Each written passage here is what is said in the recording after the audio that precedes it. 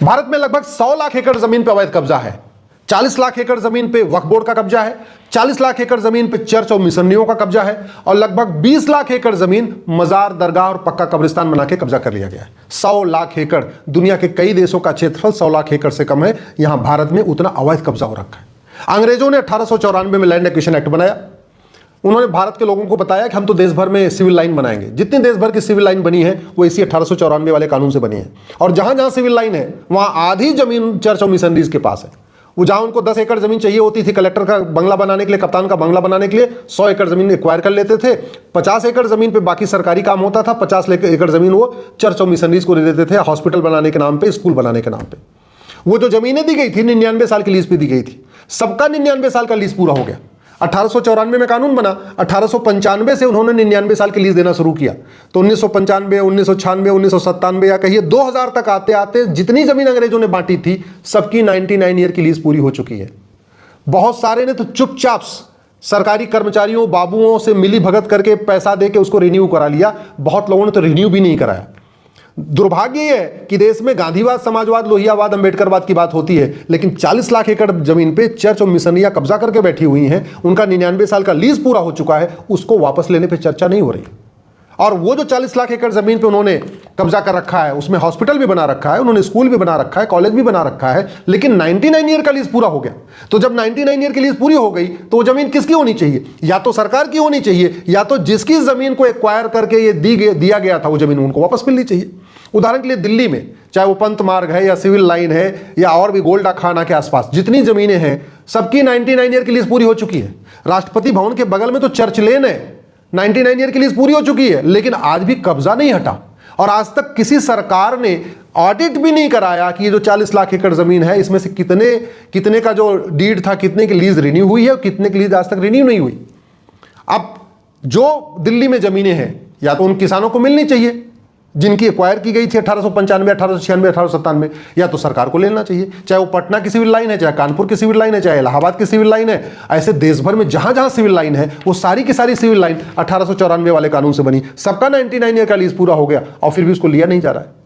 परिणाम ये हो रहा है कि अब वो चर्च मिशनरियां जो सिविल लाइन की जमीन है, बड़ी प्राइम लैंड है जो करोड़ों के भाव बिकती है, वहां पे प्लॉटिंग कर रही है, छोटे छोटे प्लाट बना बना के बेच रही है, वहां से करोड़ों रुपए उठा रही है और फिर 20-30 किलोमीटर दूर जाके, शहर से थोड़ा दूर, वहां पे 10-10 एकड़, 15-15 एकड़ जमीन किसानों को खरीद के वहां बड़े बड़े हॉस्पिटल बना रही है, बड़े बड़े वो चर्च बना रही है, बड़े बड़े वहां पे जो है वो स्कूल कॉलेज बना रही है। तो भारत की जमीन है, सिविल लाइन की जमीन बेची जा रही है और 30-40 किलोमीटर दूर जाके बड़े बड़े चर्च, सब कुछ बनता जा रहा है। सेल्फ सस्टेन्ड मॉडल हो गया कि भारत की जमीन को बेच के भारत में और जमीन खरीदी जा रही है। तो अभी तो ये 40 लाख एकड़ जमीन है, कुछ दिन के बाद ये 80 लाख एकड़ जमीन हो जाएगी। क्यों? क्योंकि शहरों की जमीन बिकेगी, गांव की जमीन खरीदेंगे, तो वो तो स्वाभाविक सी बात है। एक एकड़ बेचेंगे तो गांव में जाके तो 10 एकड़ खरीद लेंगे।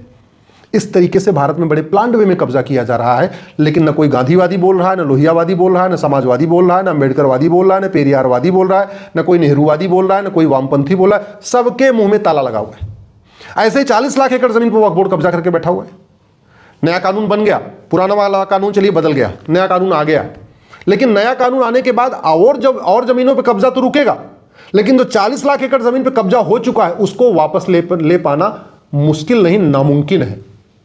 ऊपर से उसका रजिस्ट्रेशन और शुरू हो गया है। तो रजिस्ट्रेशन शुरू हो रहा है तो जो 40 लाख एकड़ जमीन एक तरीके से लीगलाइज और हो जाएगी। अभी तो कम से कम ये था कि भाई इलीगल है, लेकिन जब उसका प्रॉपर रजिस्ट्रेशन हो जाएगा, और रजिस्ट्रेशन में हो क्या रहा है, वहां पे जो तहसील में कर्मचारी हैं, जो रेवेन्यू डिपार्टमेंट के लोग हैं, भ्रष्टाचार इतना है कि आप पैसा दे के दूसरों की जमीन अपने नाम करा सकते हो। तो वक्फ बोर्ड की जमीन वक्फ बोर्ड के नाम पे चढ़वाने में क्या दिक्कत है? खूब जबरदस्त भ्रष्टाचार चल रहा है। खूब जबरदस्त भ्रष्टाचार का ही परिणाम है कि जो चर्च मिशनरियां हैं जिनकी 99 ईयर की लीज पूरी हो गई, वो भी पैसा दे के उसको रिन्यू करा रही है, और वक्फ बोर्ड जो अवैध जमीन है उसको भी वो बाकायदा रजिस्टर कराते जा रहे हैं पैसा दे के। भ्रष्टाचार इतना खतरनाक है। और लगभग 20 लाख एकड़ जमीन पे मजार बना के, दरगाह बना के, पक्का कब्रिस्तान बना के, झुग्गी बना के और कुछ बना के कब्जा किया गया। क्यों? क्योंकि भारत में जमीन विवाद, जमीन कब्जा करना ये सिविल डिस्प्यूट है। हमारे पास हाथ में बीएनएस है, इस बीएनएस में एक चैप्टर नहीं है अवैध निर्माण, अवैध जमीन से संबंधित कोई चैप्टर ही नहीं है। तो हो क्या रहा है? नदियों के किनारे अवैध निर्माण, पहाड़ियों के किनारे अवैध निर्माण, सड़कों के किनारे अवैध निर्माण, एक्सप्रेसवे के किनारे अवैध निर्माण, बस अड्डे के किनारे अवैध निर्माण, बाकी तो छोड़िए, कई जगह तो रेलवे स्टेशन के ऊपर ही अवैध निर्माण हो रखा है। समझ में नहीं आ रहा है कि रेलवे स्टेशन बाद में बना, रेलवे स्टेशन पहले बना, वहां मजार दरगाह पहले बना या मजार दरगाह बाद में बना। ये भी मतलब सोचने वाली बात। ये इसलिए हो रहा है क्योंकि हमारा कानून घटिया है, हमारा न्यायिक व्यवस्था सड़ी हुई है, और नेताओं ने आम जनता को गांधीवाद, समाजवाद, लोहियावाद, अंबेडकरवाद की बातें कर करके उनको जुमले दे दे के उनको घुमा के रखे हुए हैं। और ये जो 100 लाख एकड़ जमीन हो रही है, इस पर कब्जा करने का कोई, इसको वापस लेने का प्रयास ही नहीं हो रहा है। अब ये जो 100 लाख एकड़ जमीन है, उसका आगे क्या हो रहा है? आगे ये हो रहा है कि उस पर हॉस्पिटल बन रहे हैं, उस पर स्कूल बन रहे हैं, कॉलेज बन रहे हैं, इंजीनियरिंग कॉलेज बन रहे हैं, मेडिकल कॉलेज बन रहे हैं, और वो भी क्या, माइनॉरिटी इंस्टीट्यूशन बन रहे हैं। माइनॉरिटी कौन है नहीं पता, माइनॉरिटी कैसे आइडेंटिफाई किया जाएगा का नहीं पता, न संविधान में माइनॉरिटी की डिफिनीशन है, न किसी कानून में माइनॉरिटी की डिफिनीशन है। फिर भी माइनॉरिटी कमीशन बना हुआ है, माइनॉरिटी फिल्म मिनिस्ट्री बनी हुई है, और माइनॉरिटी एजुकेशन एक्ट भी बना हुआ है। माइनॉरिटी अपना मदरसा भी खोल रहे हैं, माइनॉरिटी अपना मिशनरी स्कूल खोल रहे हैं, माइनॉरिटी अपना चर्च खोल रहे हैं, माइनॉरिटी के नाम पर दुनिया भर चीजें चल रही हैं। कौन माइनॉरिटी है? कहीं कानून में लिखा नहीं। 1% वाला माइनॉरिटी, 0.5% वाला माइनॉरिटी कहीं लिखा ही नहीं। 1000 जिसकी संख्या है भारत में वो माइनॉरिटी कहलाएगा कि 1 लाख जिसकी संख्या है वो माइनॉरिटी कहलाएगा? कम से कम जिसकी संख्या करोड़ है वो तो माइनॉरिटी नहीं हो सकता। दुनिया के किसी भी देश में नहीं। भारत के अलावा दुनिया का कोई ऐसा देश नहीं है जहां जिसकी संख्या करोड़ों में है उसको माइनॉरिटी का दर्जा मिला हुआ है। कोई एक देश मुझे बताइए, 200 देश है, कोई एक देश भारत के अलावा बताइए, 199 देशों में कोई एक देश बताइए कि जहां पे जिसकी संख्या 50 लाख, 60 लाख, 70 है उसको माइनॉरिटी का दर्जा मिला हुआ। केवल भारत है कि 1-1 करोड़, 2-2 करोड़, और छोड़िए यहां 20-25 करोड़ वाले भी माइनॉरिटी बन के बैठे हुए। क्यों? क्योंकि कानून घटिया है। अब हो क्या रहा है, सुबह से लेकर शाम तक तू मैं हो रहा है, आरोप प्रत्यारोप हो रहा है, नूरा कुश्ती हो रही है, बतौलेबाजी हो रही है। लेकिन माइनॉरिटी कौन कहलाएगा, माइनॉरिटी कौन है, माइनॉरिटी की जरूरत है क्या, माइनॉरिटी के नियम कानून चलना चाहिए क्या, इस पर चर्चा नहीं हो रही है। अरे भैया, जब भारत का विभाजन मजहब के आधार पर हो गया तो फिर माइनॉरिटी नियम, मजहब के आधार पर नियम कानून क्यों?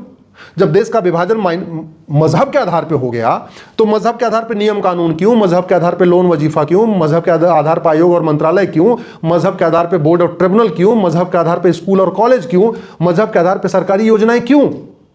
क्या दोबारा फिर से विभाजन कराएंगे उसके बाद फिर सोचेंगे क्या? क्या 1947 तरीके जब 2047 में फिर भारत के टुकड़े हो जाएंगे फिर हम भारत को सेकुलर देश बनाएंगे? और सेकुलर तो बना दिया, फिर सेकुलर फॉलो क्यों नहीं कर रहे? एक तरफ कहते हैं भारत सेकुलर है और ऊपर से मजहब के आधार पर नियम कानून, आयोग, मंत्रालय, बोर्ड, ट्रिब्यूनल सब कुछ चल रहा है। इतना बड़ा फ्रॉड, इतना बड़ा धोखा देश की जनता के साथ, और उस पर चर्चा भी नहीं हो रही है। शाम को 500 न्यूज चैनल है, सब पे शाम को डिबेट हो रही है, लेकिन कभी इस बात पर हो ही नहीं रही कि भाई मजहब के आधार पर विभाजन हो गया, भारत एक सेकुलर देश है, भारत में संविधान है, संविधान का मतलब समान विधान होता है, संविधान का मतलब सबको समान अवसर होता है, सबको समान अधिकार होता है। फिर मजहब के आधार पर लोन वजीफा, नियम कानून, आयोग, मंत्रालय, बोर्ड, ट्रिब्यूनल क्यों? इस पर चर्चा नहीं हो रही।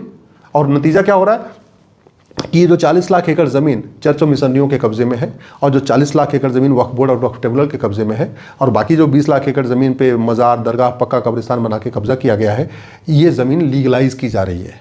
पहले वहाँ बिजली का कनेक्शन लिया जा रहा है, फिर वहाँ पानी का कनेक्शन लिया जा रहा है, फिर वहाँ कुछ और निर्माण कर दिया जा रहा है, फिर उस पर खतौनी में चढ़वा दिया जा रहा है, थोड़ा लेखपाल पटवारी को माल पानी दे के उसकी बाकायदा एंट्री करा दी जा रही है। और जितना देर होगा उतना उसको हटाना मुश्किल हो जाएगा।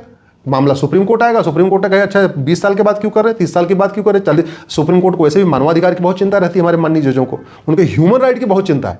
उनको लीगल है या इलीगल उसकी चिंता नहीं है, ह्यूमन राइट की चिंता है कि आप जमीन पर कब्जा कर लिए तो भैया अब आपको अगर हटाएंगे तो आपका ह्यूमन राइट वायलेशन हो जाएगा, इसकी चिंता ज़्यादा है। देश बर्बादी की तरफ जा रहा है, और उस बर्बादी का मूल कारण है न हमने गुलामी के कानून बदले, न गुलामी की हमने पुलिस व्यवस्था बदली, न हमने गुलामी की न्यायिक व्यवस्था बदली, न हमने गुलामी की प्रशासनिक व्यवस्था बदली, न हमने घटिया कानून बदले, न हमने भ्रष्टाचार को खत्म करने के लिए घटिया कानून को खत्म करके नए कानून बनाए, न हमने जस्टिस विद इन ये लागू किया। लैंड एक्विजिशन एक्ट में जो जमीनें दी गई 40 लाख एकड़ पे चर्च मिशनरीज का कब्जा था, उस पर हमने आज तक चर्चा भी नहीं किया पार्लियामेंट में कि भैया इसको वापस लेना है कि नहीं लेना है। और वैसे ही जो वक्फ बोर्ड ने कब्जा किया 40 लाख एकड़ जमीन, ये कैसे लिया जाएगा इस पर भी कोई चर्चा नहीं हुई।